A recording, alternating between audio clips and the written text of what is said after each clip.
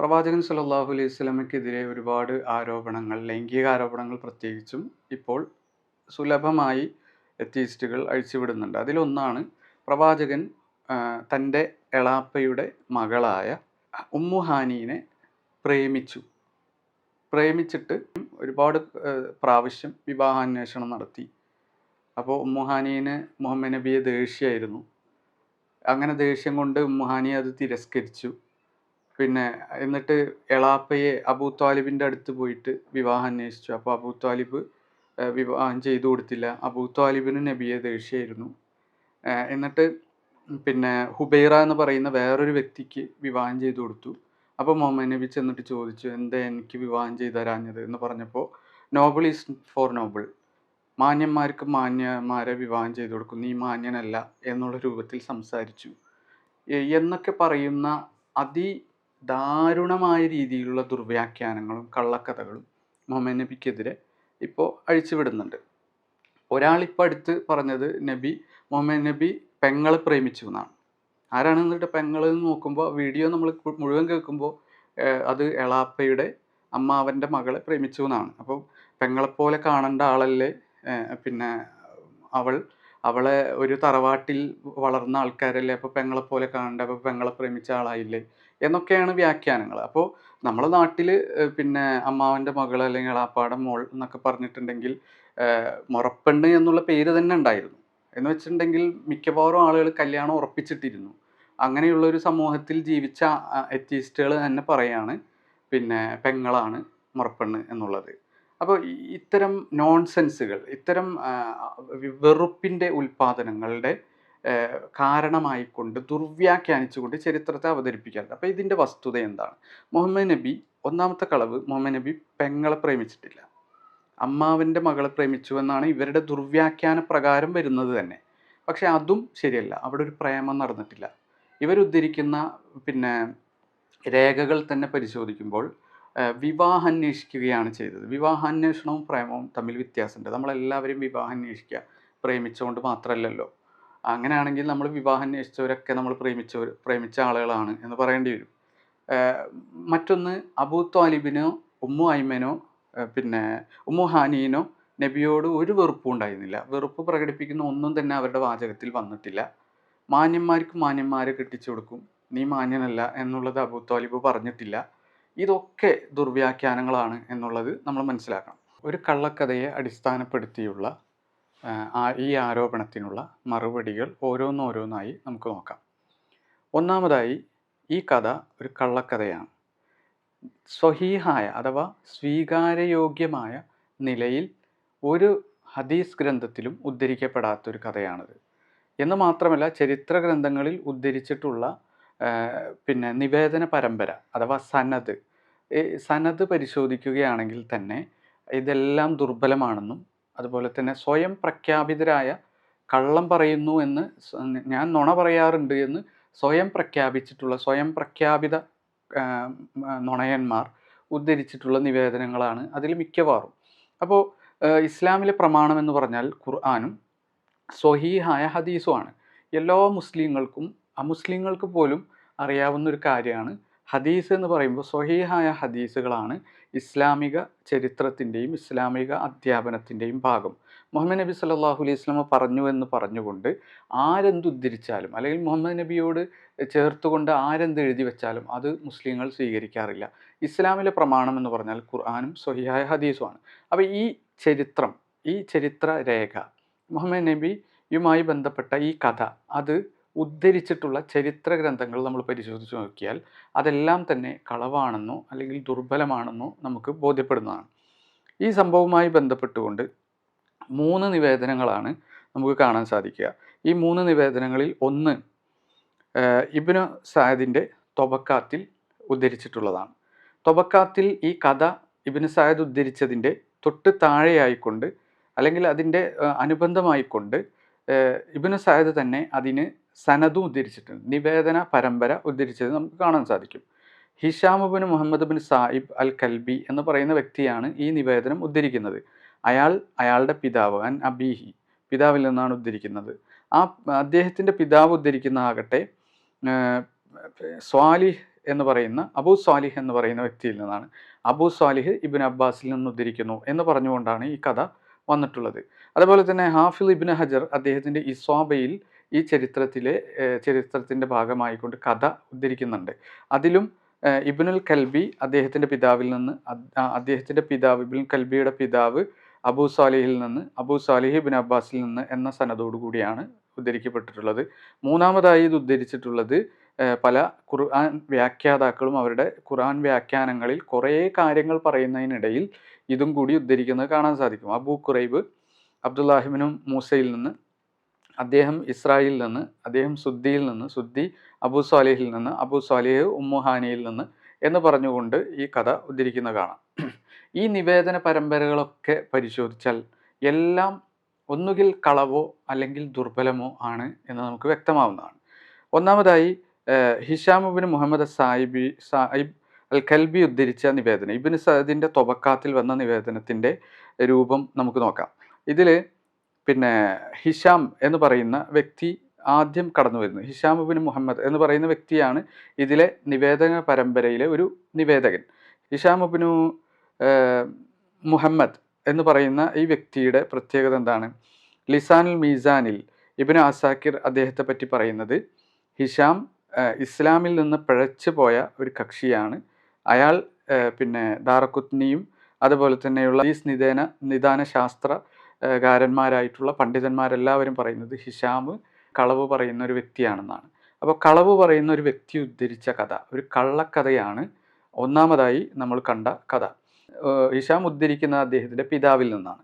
ഈ പിതാവ്, ഹിഷാമിൻ്റെ പിതാവിൻ്റെ കാര്യം തന്നെ നമ്മൾ നോക്കുകയാണെങ്കിൽ മുഹമ്മദ് ബിൻ സായിബ് അൽ കൽബി എന്നാണ് അയാളുടെ പേര്. ഈ മുഹമ്മദ് ബിൻ സായിബ് അൽ കൽബി എന്ന് പറയുന്ന വ്യക്തി അദ്ദേഹവും സ്വയം പ്രഖ്യാപിതനായ ഒരു നുണയനാണ്. സുഫിയാൻ സൗരി റഹിമുള്ള അദ്ദേഹം പറയാണ്, ഒരിക്കൽ കൽബി തന്നോട് ഇപ്രകാരം പറയുകയുണ്ടായി. എന്താണ് പറഞ്ഞത്? അബൂ സ്വാലിഹിൽ നിന്ന് ഞാൻ ഉദ്ധരിക്കുന്നതെല്ലാം നുണയാണ് എന്ന് സ്വയം അംഗീകരിച്ചൊരു വ്യക്തിയാണ് കൽബി എന്ന് പറയുന്ന ഈ വ്യക്തി. അപ്പോൾ സ്വയം പ്രഖ്യാപിതരായ നുണയന്മാർ ഇന്നും നമ്മളുടെ നാട്ടിലുണ്ട്. അവരൊക്കെ മുഹമ്മദ് നബിയെ പറ്റിയിട്ട് പല കളവുകളും പറയുന്നുണ്ട്. അപ്പോൾ ഈ സ്വയം പ്രഖ്യാപിതരായ നുണയന്മാർ ഉദ്ധരിച്ച കഥയാണ് ഈ പറഞ്ഞ കഥ എന്നുള്ളതാണ് നമ്മൾ മനസ്സിലാക്കേണ്ടത്. സ്വദേശം വിട്ടുപോകുന്ന നിൻ്റെ പിതൃവ്യൻ്റെ പുത്രിമാർ, നിൻ്റെ പിതൃ സഹോദരിമാരുടെ പുത്രിമാർ, നിൻ്റെ മാതൃ സഹോദരൻ്റെ പുത്രിമാർ, ഇവരൊക്കെ വിവാഹം കഴിക്കാമെന്ന വിശുദ്ധ ഖുർആനിലെ ആയത്തിറങ്ങിയ സമയത്ത് പ്രവാചകൻ സല്ലല്ലാഹു അലൈഹി വസല്ലമയോട് മുഹമ്മദ് നബി സല്ലല്ലാഹു അലൈഹി വസല്ലമ ഉമ്മുഹാനിയെ വിവാഹം അന്വേഷിച്ചെന്നും അപ്പോൾ അവർ പിന്നെ നിഷേധിച്ചുവെന്നും, ഞാൻ താങ്കളോടൊപ്പം ഹിജ്റ പോയിട്ടില്ല, അതുകൊണ്ട് ഞാൻ ഈ പറഞ്ഞ വിഭാഗത്തിൽ, ഈ ആയത്തിൽ പറഞ്ഞ വിഭാഗത്തിൽ ഞാൻ പെടില്ല എന്നൊക്കെ പറഞ്ഞുകൊണ്ട് ഉമ്മുഹാനിയെ വിവാഹ അഭ്യർത്ഥന നിരസിച്ചു എന്നൊക്കെ പറയുന്ന കഥയും പല ചരിത്ര ഗ്രന്ഥങ്ങളിലും കാണാം. ഈ നിവേദനവും യഥാർത്ഥത്തിൽ പിന്നെ ദുർബലവും അടിസ്ഥാനരഹിതവുമായ നിവേദനമാണ് എന്ന് നമുക്ക് കാണാൻ സാധിക്കും. ഉദാഹരണത്തിന് മീസാനുൽ ഇഅ്തിദാൽ എന്ന് പറയുന്ന നിവേദന പരമ്പരയിലെ വ്യക്തികളെപ്പറ്റി നിരൂപണം ചെയ്യുന്ന ഹദീസ് നിദാന ശാസ്ത്രത്തിലെ ഗ്രന്ഥത്തിൽ പറയുകയാണ്, ഇബ്നു അബ്ബാസിൽ നിന്ന് അബൂ സ്വാലിഹ് എന്ന് പറയുന്ന വ്യക്തി ഉദ്ധരിച്ചിട്ടില്ല. ലം യറ ഇബ്നു അബ്ബാസ്, ഇബ്നു അബ്ബാസിനെ അബൂ സ്വാലിഹ് കണ്ടിട്ട് തന്നെ ഇല്ല. അപ്പോൾ ഒരു കാലഘട്ടത്തിൽ ജീവിച്ച ഒരാൾ താൻ കാണാത്ത വേറെ ഏതോ വ്യക്തി പറഞ്ഞു എന്ന് പറഞ്ഞുകൊണ്ട് ഉദ്ധരിക്കുന്നു. പിന്നെ കേൾക്കാത്ത ആളിൽ നിന്നും കേട്ടു എന്ന് തോന്നിപ്പിക്കുന്ന രൂപത്തിൽ ഉദ്ധരിച്ച ഒരു കൃത്രിമം നടന്ന നിവേദനമാണത് എന്ന് അദ്ദേഹം പറയുന്നത് കാണാൻ സാധിക്കും. അതുപോലെ തന്നെ കൽബി ആകട്ടെ ഈ നിവേദനത്തിൻ്റെ മറ്റൊരു നിവേദകനായ കൽബി അബൂ സ്വാലിഹിൽ നിന്ന് ഒന്നും തന്നെ കേട്ടിട്ടില്ല എന്നും പിന്നെ ഹദീസ് നിദാന ശാസ്ത്ര ഗ്രന്ഥങ്ങളിൽ പറയുന്നത് കാണാൻ സാധിക്കും. അപ്പോൾ ഈ കാരണങ്ങളാൽ തന്നെ ഏതൊക്കെ സനദ് നമ്മൾ പരിശോധിച്ച് നോക്കിയാലും പ്രവാചകൻ സല്ലല്ലാഹു അലൈഹി വസല്ലമ ഈ ഉമ്മുഹാനിയെ ആവർത്തിച്ച് വിവാഹം അന്വേഷിക്കുകയും ആ വിവാഹാന്വേഷണങ്ങളൊക്കെ അബൂ ത്വാലിബോ ഉമ്മുഹാനിയോ നിരസിച്ചുവെന്നും, വിശുദ്ധ ഖുർആനിൽ തൻ്റെ കൂടെ ഹിജ്റ പോയ അമ്മാവൻ്റെയും എളാപ്പന്മാരുടെയും ഒക്കെ മക്കളെ വിവാഹം കഴിക്കാൻ അനുവാദം നൽകിയിരിക്കുന്നു എന്ന വിശുദ്ധ ഖുർആനിലെ ആയത്തിറങ്ങിയപ്പോൾ പ്രവാചകൻ അത് വെച്ച് ഉമ്മുഹാനിയെ വിവാഹം അന്വേഷിച്ചുവെന്നും ഒക്കെ പ്രചരിപ്പിക്കപ്പെടുന്ന കഥകളെല്ലാം ഒന്നുകിൽ കളവോ അല്ലെങ്കിൽ ദുർബലമോ ആണ്. അപ്പോൾ ഇത്തരം കളവുകളും ദുർബലവുമായ നിവേദനങ്ങൾ വെച്ചുകൊണ്ടാണ് പ്രവാചകൻ സല്ലല്ലാഹു അലൈഹി വസല്ലമയ്ക്കെതിരെ ഏതൊക്കെയോ ചരിത്ര ഗ്രന്ഥത്തിലുള്ള പിന്നെ പുസ്തകങ്ങളിലുള്ള ഉദ്ധരണികളൊക്കെ കൊണ്ടുവന്ന് ഇത് ഹദീസാണ് എന്ന രൂപത്തിൽ, പ്രത്യേകിച്ചും സ്വഹീഹായ ഹദീസാണ് എന്ന രൂപത്തിൽ തെറ്റിദ്ധരിപ്പിച്ചുകൊണ്ട് ഒരു കള്ള വാർത്ത പ്രവാചകൻ്റെ പേരിൽ പ്രചരിപ്പിക്കുകയാണ് ഇവർ ചെയ്യുന്നത്. രണ്ടാമതായി നമ്മൾ മനസ്സിലാക്കേണ്ടത്, ഇത് കളവാണ് എങ്കിൽ, ഇതൊരു കള്ളക്കഥയാണെങ്കിൽ, ഇതൊരു ദുർബലമായ നിവേദനമാണെങ്കിൽ എന്തുകൊണ്ട് മുസ്ലിം ചരിത്രകാരന്മാർ അവരുടെ ഗ്രന്ഥങ്ങളിൽ, പ്രത്യേകിച്ച് ഇബ്നു സഅദിൻ്റെ തൊബക്കാത്ത് പോലെയുള്ള ഗ്രന്ഥങ്ങളിൽ എന്തുകൊണ്ട് ഇത് ഉദ്ധരിച്ചു എന്നതാണ് രണ്ടാമത്തെ കാര്യം നമ്മൾ മനസ്സിലാക്കേണ്ടത്. അതായത് ഇബ്നു സഅദ് ആകട്ടെ, അതുപോലെ ചരിത്രകാരന്മാർ, തൊബരിയെ പോലെയുള്ള ചരിത്രകാരന്മാർ, ഇങ്ങനെ ഏത് ചരിത്രകാരന്മാരും അവരുടെ ഗ്രന്ഥത്തിൽ കഥകൾ ഉദ്ധരിക്കുമ്പോൾ ഈ കഥകളൊക്കെ പ്രവാചകൻ സല്ലല്ലാഹു അലൈഹി വസല്ലമയുടെ കാലഘട്ടത്തിൽ നടന്നതാണെന്ന് ഉറപ്പിച്ചുകൊണ്ടല്ല ഉദ്ധരിക്കുന്നത്. നേരെ മറിച്ച് അവർ ഒരു നിബന്ധന അവരുടെ ഗ്രന്ഥത്തിന് വെച്ചിട്ടുണ്ട്. അതെന്താണെന്ന് വെച്ചാൽ, ആ കാലഘട്ടത്തിൽ പ്രചരിക്കപ്പെട്ട, അതായത് ഇബ്നു സഅദ് എന്നൊക്കെ പറഞ്ഞാൽ എത്രയോ കാലം, പ്രവാചകന് ശേഷം എത്രയോ കാലം കഴിഞ്ഞുകൊണ്ട് ജീവിച്ച ചരിത്രകാരനാണ്. അപ്പോൾ ആ ചരിത്രകാരന്മാർ ചരിത്ര ഗ്രന്ഥങ്ങൾ രചിക്കുന്ന സമയത്ത് നിലവിലുള്ള കഥകളെല്ലാം അവർ കേട്ടതൊക്കെ അവരുദ്ധരിക്കും. എന്നിട്ട് ഉദ്ധരിച്ചുകൊണ്ട് അതിന് സനദും കൂടി, നിവേദന പരമ്പര കൂടി അവർ കൊടുക്കും.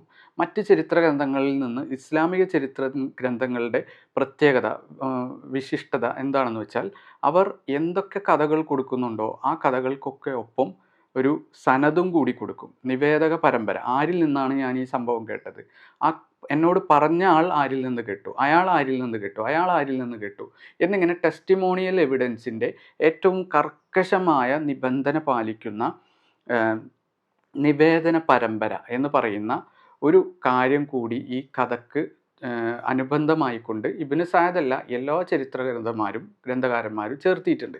ഈ ചരിത്ര ഗ്രന്ഥത്തിൽ ചേർക്കപ്പെടുന്ന സനദ് നോക്കിക്കൊണ്ട് ഇതിൽ കള്ളം എന്താണ് എന്നും സ്വീകാര്യമായത് എന്താണെന്നും ദഈഫായത്, ദുർബലമായത് ഏതാണെന്നും തിരിച്ച് മറിച്ച് മനസ്സിലാക്കിക്കൊണ്ട് അത് പഠിച്ചുകൊണ്ട് ഈ കഥ സ്വീകരിക്കുകയും തള്ളുകയും ചെയ്യൽ പഠിക്കുന്ന ആളുടെ, ചരിത്ര ഗ്രന്ഥം വായിക്കുന്ന പണ്ഡിതൻ്റെ ബാധ്യതയാണ് എന്ന് പണ്ഡിതന്മാർ വ്യക്തമാക്കിയിട്ടുണ്ട്. ഈ ചരിത്ര ഗ്രന്ഥം രചിച്ച ആളുകൾ തന്നെ പറഞ്ഞിട്ടുണ്ട്, ഞങ്ങൾ ഉദ്ധരിച്ച എല്ലാം നടന്ന സംഭവങ്ങളല്ല, ചിലതൊക്കെ കളവുണ്ടാകാം, ചിലതൊക്കെ നിവേദകന്മാരുടെ ഭാവനകൾ ഉണ്ടാകാം. അതുകൊണ്ട് ഈ നിവേദകന്മാർ കളവ് പറയുന്നവരാണോ, ഭാവനയിൽ പറയുന്നവരാണോ, ഓർമ്മശക്തിയുള്ളവരാണോ എന്നൊക്കെ പഠിച്ചുകൊണ്ട് മാത്രമേ ഞങ്ങളുടെ ചരിത്ര ഗ്രന്ഥങ്ങളിൽ നിന്ന് കഥകൾ സ്വീകരിക്കാൻ പാടുള്ളൂ, അല്ലാതെ സ്വീകരിക്കരുത് എന്ന് അവർ പറഞ്ഞിട്ടുണ്ട്. സ്വാഭാവികമായും ഒരു സാധാരണക്കാരന് ഇത് കൃത്യമായും വേർതിരിച്ച്, ഇത് കള്ള കഥയാണ്, ഇത് ദുർബലമായ കഥയാണ്, ഇത് സ്വഹീഹാണ് എന്ന് വേർതിരിക്കാൻ പണ്ഡിതന്മാർക്ക് മാത്രമേ സാധിക്കുള്ളൂ. സാധാരണക്കാർക്ക് ചിലപ്പോൾ സാധിച്ചെന്ന് വരില്ല. പക്ഷെ നിങ്ങളൊന്ന് മനസ്സിലാക്കേണ്ടത്, ഇബ്നു സഅദിൻ്റെ തൊബക്കാത്താകട്ടെ, അതുപോലെ തന്നെ തൊബരിയുടെ താരീഖ് ആകട്ടെ, ഇത്തരം ചരിത്ര ഗ്രന്ഥങ്ങളൊക്കെ പ്രാഥമികമായും ഉദ്ദേശിക്കപ്പെട്ടിട്ടുള്ളത്, അതിൻ്റെ രചയിതാക്കൾ ഉദ്ദേശിച്ചിട്ടുള്ളത് പണ്ഡിതന്മാരെയും ഇസ്ലാമിക ചരിത്രം പഠിക്കാൻ ആഗ്രഹിക്കുന്ന മത വിദ്യാർത്ഥികളെയും മാത്രമാണ്. അതുകൊണ്ട് തന്നെ അവർക്ക് ഇതിലേതൊക്കെയാണ് നുണകൾ, ഏതൊക്കെയാണ് ദുർബലമായ കഥകൾ എന്നൊക്കെ മനസ്സിലാക്കിക്കൊണ്ട് അത് തള്ളാനും കൊള്ളാനും ഒക്കെയുള്ള കഴിവുണ്ട്. ഇതൊന്നുമില്ലാത്ത എക്സ് മുസ്ലിങ്ങളായിട്ടുള്ള, എത്തീസ്റ്റുകളായിട്ടുള്ള, ക്രിസംഖികളായിട്ടുള്ള ആളുകൾ ഇത്തരം ചരിത്ര ഗ്രന്ഥങ്ങൾ, ഗവേഷണാത്മകമായി മനസ്സിലാക്കേണ്ട ചരിത്ര ഗ്രന്ഥങ്ങൾ എടുത്തു വെച്ചുകൊണ്ട് അതിലുള്ളതെല്ലാം സ്വഹീഹാണ്, സ്വീകാര്യമാണ്, എല്ലാം സത്യങ്ങളാണ് എന്ന് ആ രചിച്ച, എഴുതി വെച്ച ഗ്രന്ഥകാരന്മാർ പോലും ബാധിച്ചിട്ടില്ലാത്ത വാദങ്ങൾ ആരോപിച്ചുകൊണ്ട് പ്രവാചകൻ്റെ മേൽ ഇത്തരം കഥകൾ ആരോപിക്കുകയാണ് ചെയ്യുന്നത്. അതുകൊണ്ട് ഇസ്ലാമിൻ്റെ വിമർശകരാകട്ടെ, ഇസ്ലാം പഠിക്കുന്ന അമുസ്ലിങ്ങളാകട്ടെ മനസ്സിലാക്കേണ്ടത്, ഇസ്ലാം എന്ന് പറഞ്ഞു കഴിഞ്ഞാൽ അത് ഖുർആനും സ്വഹീഹായ ഹദീസുമാണ്. സ്വീകാര്യയോഗ്യമായ, സ്വീകാര്യതയുടെ മാനദണ്ഡങ്ങൾ പൂർത്തീകരിക്കപ്പെട്ടിട്ടുള്ള ഒരു നുണയൻ പറഞ്ഞ കഥ ഏതെങ്കിലും മനുഷ്യൻ സ്വീകരിക്കുമോ? പിന്നെ യേശു ക്രിസ്തുവിനെ പോലെ, അതുപോലെ തന്നെ ശ്രീകൃഷ്ണനെ പോലെ ഉള്ള മഹത് വ്യക്തിത്വങ്ങളെ പറ്റിയിട്ട് ഒരാൾ ഒരു നുണയനാണെന്ന് സ്വയം പ്രഖ്യാപിത നുണയന്മാർ ഒരു കഥ പറഞ്ഞാൽ അത് ഏതെങ്കിലും ഒരു ഹിന്ദു അല്ലെങ്കിൽ ഏതെങ്കിലും ഒരു ക്രിസ്ത്യാനി എഴുതി വെച്ചു എന്നതിൻ്റെ പേരിൽ മാത്രം അത് സ്വീകരിക്കപ്പെടില്ലല്ലോ. ഇതുപോലെ തന്നെ മുഹമ്മദ് നബി സല്ലല്ലാഹു അലൈഹി വസല്ലമയെ പറ്റി ഇത്തരം കഥകൾ ഉദ്ധരിച്ച പണ്ഡിതന്മാർ, ചരിത്രകാരന്മാർ അവരതിന് സനത് കൊടുത്തിട്ടുണ്ട്, അതിന് നിവേദക പരമ്പര കൊടുത്തിട്ടുണ്ട്. ആ നിവേദക പരമ്പര നോക്കിക്കൊണ്ട് അതിൽ കള്ളന്മാരുണ്ടോ, അതിൽ നുണ പറയുന്നവരുണ്ടോ എന്ന് പരിശോധിച്ചിട്ട് വേണം ഇത്തരം കഥകൾ സ്വീകരിക്കാൻ. അതിൽ നുണയന്മാരുണ്ടെങ്കിൽ ഈ കഥ സ്വീകാര്യമല്ല, ഇസ്ലാമിൻ്റെ ഭാഗമല്ല ഇത്തരം കഥകൾ, മുഹമ്മദ് നബിയുടെ ചരിത്രത്തിൽ സംഭവിച്ചതല്ല ഇത്തരം കഥകൾ എന്ന് തിരിച്ചറിയാനുള്ള മാന്യത അല്ലെങ്കിൽ കോമൺ സെൻസ് ഇസ്ലാം പഠിക്കുന്ന വ്യക്തികൾക്ക് ഉണ്ടാകണം എന്നുള്ളതാണ്. അതുകൊണ്ട് തന്നെ പറഞ്ഞു വന്നത്, മുഹമ്മദ് നബി സല്ലല്ലാഹു അലൈഹി വസല്ലമ പലതവണ ഉമ്മുഹാനീനെ വിവാഹം അന്വേഷിച്ചു എന്ന് പറയുന്ന ഈ കഥ അത് സ്വീകാര്യയോഗ്യമായ ഒരു നിവേദനത്തിലും ഉദ്ധരിക്കപ്പെട്ടിട്ടില്ല എന്നുള്ളത് നമ്മൾ മനസ്സിലാക്കണം. മൂന്നാമതായി നമ്മൾ മനസ്സിലാക്കേണ്ടത്, ഉമ്മുഹാനിയുമായി ബന്ധപ്പെട്ട നിവേദനങ്ങളിൽ ഒരൊറ്റ സംഭവം മാത്രമാണ് സ്വഹീഹായി അഥവാ സത്യസന്ധരായിട്ടുള്ള ആളുകൾ നിവേദനം ചെയ്ത നിവേദനമായിക്കൊണ്ട് കടന്നു വന്നിട്ടുള്ളത്. അത് ഇമാം മുസ്ലിം റിപ്പോർട്ട് ചെയ്ത 2527 ഹദീസാണ്. ആ ഹദീസിൽ പ്രവാചകൻ സല്ലല്ലാഹു അലൈഹി വസല്ലമ ഉമ്മുഹാനീനെ വയസ്സായ സമയത്ത്, അതായത് അവർ പടുവൃദ്ധയായിരിക്കുന്ന സമയത്ത് അവരുടെ സംരക്ഷണം ഏറ്റെടുക്കുക എന്ന നിലയിൽ വിവാഹം അന്വേഷിക്കുകയുണ്ടായി. അപ്പോൾ അവർ പറഞ്ഞ സംഭവവും ഹദീസ് ഗ്രന്ഥത്തിൽ തന്നെ കാണാം. അവർ പറഞ്ഞത്, ഞാൻ അള്ളാഹുവിൻ്റെ റസൂലെ, ഞാൻ വൃദ്ധയാണ്, ഞാൻ ഒന്നിനും കഴിയാത്ത ഒരു സ്ത്രീയാണ്, അതുകൊണ്ട് തന്നെ എനിക്ക് ഒരുപാട് പ്രാരാബ്ധങ്ങളുണ്ട്, താങ്കൾ എന്നെ ഏറ്റെടുത്താൽ അതോടൊപ്പം തന്നെ എനിക്ക് ഒരുപാട് എൻ്റെ വകയിൽ ഒരുപാട് ബാധ്യതകൾ താങ്കൾക്ക് വരും, അതുകൊണ്ട് എന്നെ വിവാഹം കഴിച്ചാൽ താങ്കൾ കഷ്ടപ്പെടും, അല്ലെങ്കിൽ താങ്കൾക്കത് ബുദ്ധിമുട്ടുണ്ടാകും എന്ന രൂപത്തിലാണ് വിവാഹാന്വേഷണം അവസാന കാലഘട്ടത്തിൽ, അവരുടെ ഉമ്മുഹാനീൻ്റെ ജീവിതകാലത്തിൻ്റെ അവസാന കാലഘട്ടത്തിൽ വന്ന വിവാഹാന്വേഷണത്തെ പ്രവാചകൻ സല്ലല്ലാഹു അലൈഹി വസല്ലമയ്ക്ക് അവരുടെ സ്ഥിതി വിവരങ്ങൾ അറിയിച്ചുകൊണ്ട്, പ്രവാചകന് തന്നെ വിവാഹം ചെയ്താൽ ബുദ്ധിമുട്ടേ ഉണ്ടാവുകയുള്ളൂ എന്ന് പ്രവാചകനോടുള്ള സ്നേഹം കൊണ്ട് അവർ അറിയിക്കുകയാണ് ചെയ്തത് എന്ന് നമുക്ക് കാണാൻ സാധിക്കും. തൊബക്കാത്തിലേക്ക് തന്നെ, ഇബ്നു സഅദിൻ്റെ തൊബക്കാത്തിലേക്ക് തന്നെ പോയി കഴിഞ്ഞാൽ അവർ പറഞ്ഞ വാചകം നമുക്കിങ്ങനെ കാണാൻ സാധിക്കും: അള്ളാഹുവാണ് എനിക്ക് താങ്കളോട് അങ്ങേയറ്റത്ത് ഇഷ്ടമാണ്, ജാഹിലിയ കാലത്ത് തന്നെ ഉണ്ടായിട്ടുള്ളത്. ഇസ്ലാമിൽ താങ്കൾ എന്നെ വിവാഹം അന്വേഷിച്ചാൽ ഞാൻ എങ്ങനെ അത് തിരസ്കരിക്കും? താങ്കളുടെ വിവാഹാന്വേഷണത്തെ തിരസ്കരിക്കുന്നതിൽ യാതൊരുവിധ ന്യായവും എനിക്ക് ആ നിലയിൽ, ആ സ്നേഹത്തിൻ്റെയോ വെറുപ്പിൻ്റെയോ ഒന്നും നിലയിൽ ഇല്ല. എന്നാൽ ഞാൻ ഒരു വയസ്സായ സ്ത്രീയാണ്, എൻ്റെ കഴിവുകളൊക്കെ നഷ്ടപ്പെട്ടു, എനിക്ക് ഒരുപാട് പ്രാരാബ്ധങ്ങളുണ്ട്, ഞാൻ ദരിദ്രയാണ്, അതുകൊണ്ട് വഅക്റഹു അൻ യുദൂക, താങ്കളെ വിഷമിപ്പിക്കുന്നത്, താങ്കളെ ബുദ്ധിമുട്ടിലാക്കുന്നത് എനിക്ക് വിഷമമുണ്ട്, താങ്കൾ എൻ്റെ കാരണത്താൽ കഷ്ടപ്പെടരുത് പറയുന്ന സംഭവം നമുക്ക് കാണാൻ സാധിക്കും. അപ്പോൾ ഇവിടെ വളരെ വ്യക്തമായിക്കൊണ്ട് നമുക്ക് കാര്യങ്ങൾ പിടികിട്ടും. പ്രവാചകൻ സല്ലല്ലാഹു അലൈഹി വസല്ലമ അവരെ പ്രേമിച്ചു എന്ന് സ്വഹീഹായിട്ട് ഒരു ഹദീസിലും വന്നിട്ടില്ല. അവരുടെ യുവത്വ കാലഘട്ടത്തിൽ, അവരെ കല്യാണം കഴിക്കാൻ പറ്റുന്ന കാലഘട്ടത്തിൽ അവരെ വിവാഹം അന്വേഷിച്ചതായിട്ടും സ്വഹീഹായി വന്നിട്ടില്ല. മൂന്നാമത്, പ്രവാചകൻ സല്ലല്ലാഹു അലൈഹി വസല്ലമ അവരെ വിവാഹം അന്വേഷിക്കുന്നത് അവരുടെ വാർദ്ധക്യ കാലഘട്ടത്തിലാണ്. അവർക്ക് ലൈംഗികമായിട്ടാകട്ടെ, അവരുടെ യുവത്വപരമായിട്ടുള്ള കഴിവുകളാകട്ടെ, ഇതൊക്കെ നഷ്ടപ്പെട്ട കാലഘട്ടത്തിൽ അവർക്ക് ഒരുപാട് പ്രാരാബ്ധങ്ങൾ വന്ന് അവരെ നോക്കാൻ ആളില്ല എന്ന് തോന്നുന്ന സമയത്ത് അവരെ സംരക്ഷിക്കാൻ വേണ്ടിയാണ് പ്രവാചകൻ സല്ലല്ലാഹു അലൈഹി വസല്ലമ വിവാഹം അന്വേഷിക്കുന്നത്. സ്വഹീഹായ നിവേദനം തന്നെ എടുത്തു കഴിഞ്ഞാൽ അതിൻ്റെ പദങ്ങളും ഇബ്നു ഹിഷാമിൻ്റെ തൊബക്കയും ചേർത്ത് വെച്ചുകൊണ്ടൊക്കെ നോക്കിക്കഴിഞ്ഞാലും നമ്മൾക്ക് മനസ്സിലാവുന്നത്, അക്ഷരാർത്ഥത്തിൽ ഉമ്മുഹാനി പറയുന്നത് ഇന്നി ഉഹിബുക്ക ഫിൽ ജാഹിലിയ, എനിക്ക് പ്രവാചകരെ ജാഹിലിയ കാലത്ത് തന്നെ താങ്കളോട് ഇഷ്ടമായിരുന്നു, ആദരവായിരുന്നു, അതുകൊണ്ട് ഞാൻ ഒരിക്കലും ഇഷ്ടമില്ലാത്തതിൻ്റെ പേരിൽ തള്ളിക്കളയില്ല എന്നുള്ള. അപ്പോൾ വിമർശകരുടെ ആരോപണം എന്ന് വെച്ചാൽ പ്രവാചകന് ഇഷ്ടമില്ലാത്തതുകൊണ്ട് ഉമ്മുഹാനിയെ തിരസ്കരിച്ചു കൊണ്ടിരുന്നു എന്നുള്ളതാണ്. പക്ഷേ ഇഷ്ടം കൊണ്ടാണ് ആ നിരസിക്കൽ, തിരസ്കാരം എന്ന് പറയാൻ പോലും ചിലപ്പോൾ കഴിയാതിരിക്കുന്ന ആ ഒരു നിരാസം എന്ന് പറയുന്നത് പ്രവാചകനോടുള്ള ഇഷ്ടം കൊണ്ടാണ്. മറ്റു വല്ല പെണ്ണുങ്ങളുമായിരുന്നുവെങ്കിൽ ഈ വിവാഹാന്വേഷണം സ്വീകരിക്കുകയും വാർദ്ധക്യകാലത്ത് പ്രവാചകൻ സല്ലല്ലാഹു അലൈഹി വസല്ലമയെ ആ വാർദ്ധക്യകാലത്താണെങ്കിൽ പോലും വിവാഹം കഴിക്കാൻ ആഗ്രഹിക്കുകയും ചെയ്യുമായിരുന്നു. പക്ഷേ ഉമ്മുഹാനിയന് പ്രവാചകനോടുള്ള അങ്ങേയറ്റത്തെ സ്നേഹവും ആദരവും കാരണം പ്രവാചകനെ മാനസികമായി ബുദ്ധിമുട്ടിക്കരുത് എന്നുള്ള അവരുടെ സ്നേഹത്തിൻ്റെ ഭാഗമായി കൊണ്ടാണ് അവരെ തിരസ്കരിച്ചത്. മറ്റു വല്ല സ്ത്രീകളുമായിരുന്നെങ്കിൽ അത് നോക്കുമായിരുന്നില്ല.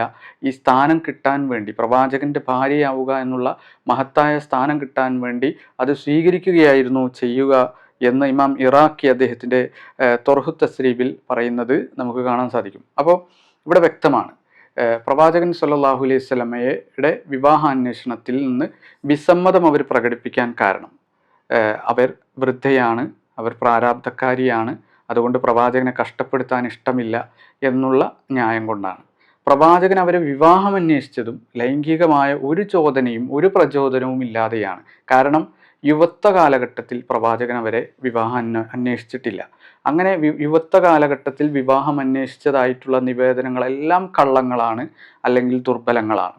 അപ്പോൾ അവരുടെ വാർദ്ധക്യ കാലഘട്ടത്തിൽ അവർക്ക് ലൈംഗികമായ ശേഷിയൊക്കെ കഴിഞ്ഞ് മക്കളും പേരക്കുട്ടികളൊക്കെ ആയി വൃദ്ധയായൊരു സ്ത്രീ, ആരുമില്ലാതെ നിരാലംബയായ തൻ്റെ എളാപ്പയുടെ മോളെ അവരുടെ സംരക്ഷണം ഏറ്റെടുക്കാൻ വേണ്ടി, ഒരു സ്ത്രീ ആയതുകൊണ്ട് തന്നെ എളാപ്പയുടെ മകനെ അലി റളിയല്ലാഹുവിൻ്റെ സംരക്ഷണം ഏറ്റെടുത്ത പോലെ, ഒരു പുരുഷൻ്റെ സംരക്ഷണം ഏറ്റെടുത്ത പോലെ വീട്ടിലേക്ക് കൊണ്ടുവന്ന് താമസിക്കാൻ കഴിയില്ല.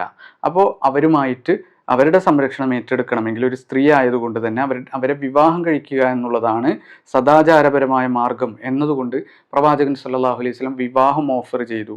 അതിലൂടെ അവരുടെ സംരക്ഷണം ഏറ്റെടുത്തു. ലൈംഗികമായ ഒരു പ്രചോദനവും അതിൻ്റെ പേരിലില്ല. ഒരു പ്രേമത്തിൻ്റെയോ അനുരാഗത്തിൻ്റെയോ ഒരു പ്രചോദനവും ഇല്ല എന്ന് തെളിയിക്കുന്നതാണ് വാർദ്ധക്യകാലത്തെ ഈ വിവാഹാന്വേഷണം എന്ന് എല്ലാവർക്കും ബുദ്ധിയുള്ള, വെറുപ്പിൻ്റെ പ്രത്യയശാസ്ത്രം വെച്ച് പുലർത്തുന്നവരല്ലാത്ത ഏവർക്കും മനസ്സിലാക്കാൻ സാധിക്കുന്നതാണ് ആ വാർദ്ധക്യകാലത്തെ വിവാഹാന്വേഷണം. അപ്പോൾ 2-3 കാര്യങ്ങൾ ഇതിൽ നിന്ന് മനസ്സിലാക്കാം. ഒന്ന്, പ്രവാചകൻ ആരെയും പ്രേമിച്ചിട്ടില്ല. പ്രവാചകൻ പ്രേമാന്വേഷണമായി ഉമ്മുഹാനീൻ്റെ അടുത്തേക്ക് പോയിട്ടില്ല.